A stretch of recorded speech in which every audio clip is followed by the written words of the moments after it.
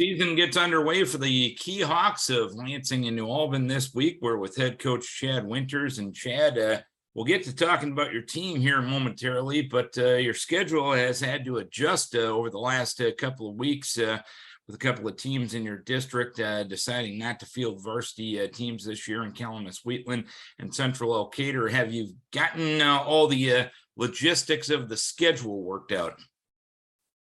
I do believe so. Obviously, curveball thrown at us, not ideal. Probably would have worked in a week 0 game if possible, if we'd have known that ahead of time. But in a span of about 8 days, we had 2 teams in the district drop, and unfortunate, but you understand when they got low numbers, and a lot of those numbers are underclassmen with safety issues.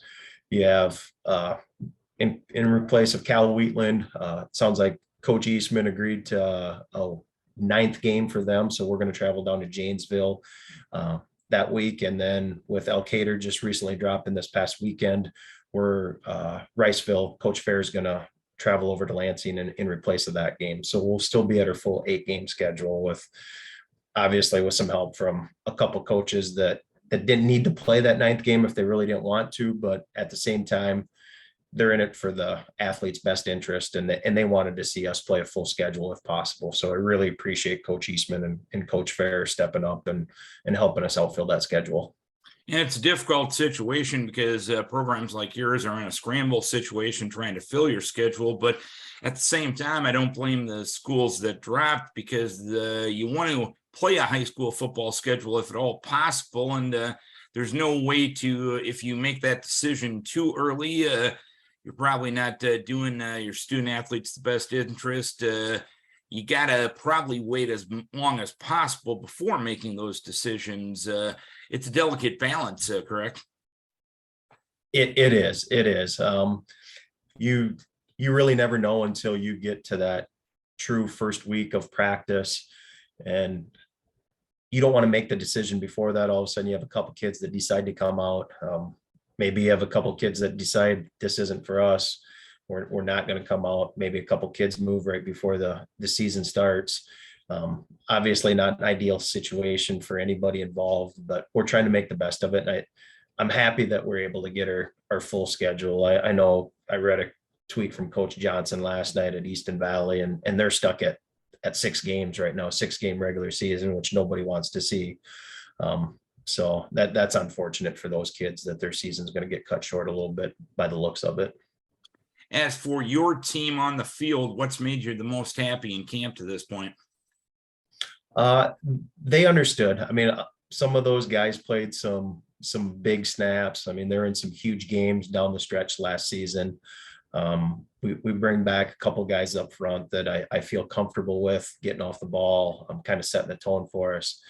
Kind of look to 4 seniors that came back that played a decent amount last year, whether it's through special teams or stepping up and having to play in a playoff game when somebody was injured or playing quite a bit. And those guys have really set the tone for us. Those underclassmen are coming along. Obviously the inexperience shows up at times, but we're trying to fast forward as fast as we can in the learning process. Obviously, skill positions, you got a lot of holes to fill from a very talented group last year. But if you're starting with experience up front, is a pretty good place to start, right?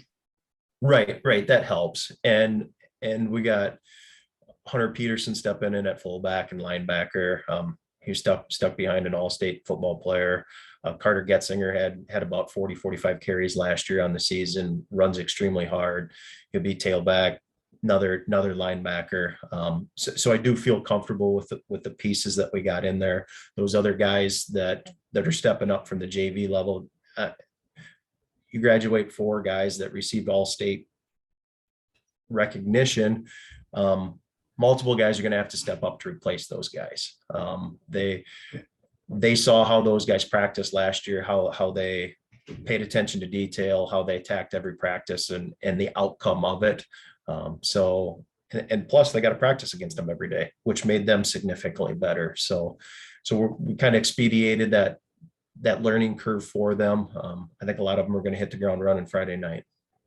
And when you look at the compare and contrast things, and us media guys probably talk about it way too much, because I know from your perspective, it's all eyes forward at this point. I know it's a different group this year, but what qualities from last year's group would you like to see carry over into this year's group? Just their willingness to work, and they've shown that. They've set a good example in the weight room for the younger guys. Just working hard, holding each other accountable. Last year we had 9 seniors, and those guys worked together well, and were working towards the same goal day in and day out. And I think these guys saw that up close and personal, and want to set the same example for the younger kids, so that it just continues to build off one another.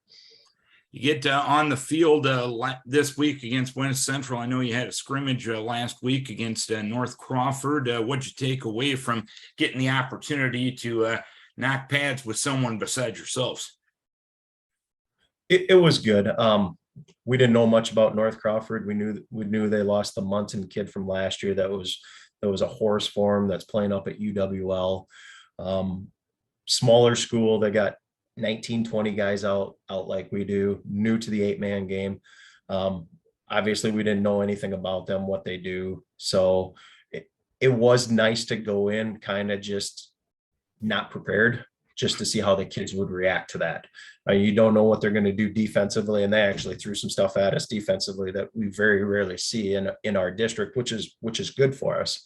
And then defensively, we're seeing some stuff that we don't see on a normal basis either. So just the kids getting to identify what they're supposed to do in each formation based on the defensive call.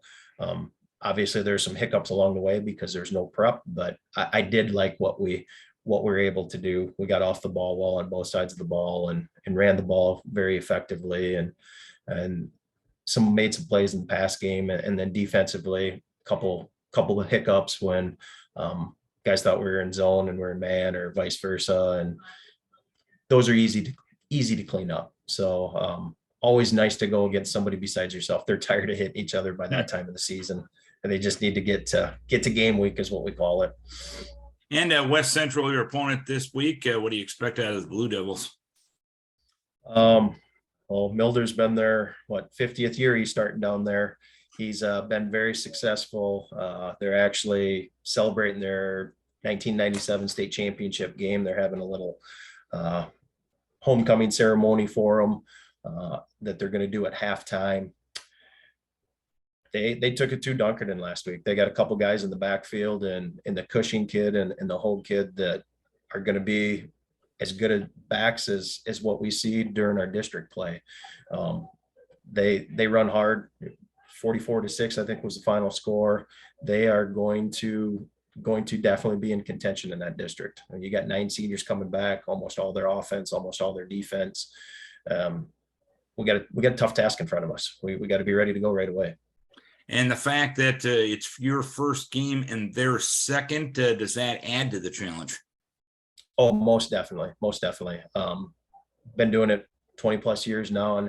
And typically most of the time your biggest growth comes from week 1 to week 2. You put them in a situation where they've seen what they can do week 1, get everything fixed. What you need to focus on becomes much more clear. And then the jump that most kids make, especially kids that haven't played a ton, is usually pretty big from week 1 to week 2. So that they definitely have that going as an advantage for them. All right, Chad, keep your kids healthy. We wish best of luck here in week number 1. All right. Thanks, Darren. I appreciate it. Chad Winters, head coach of the Keyhawks.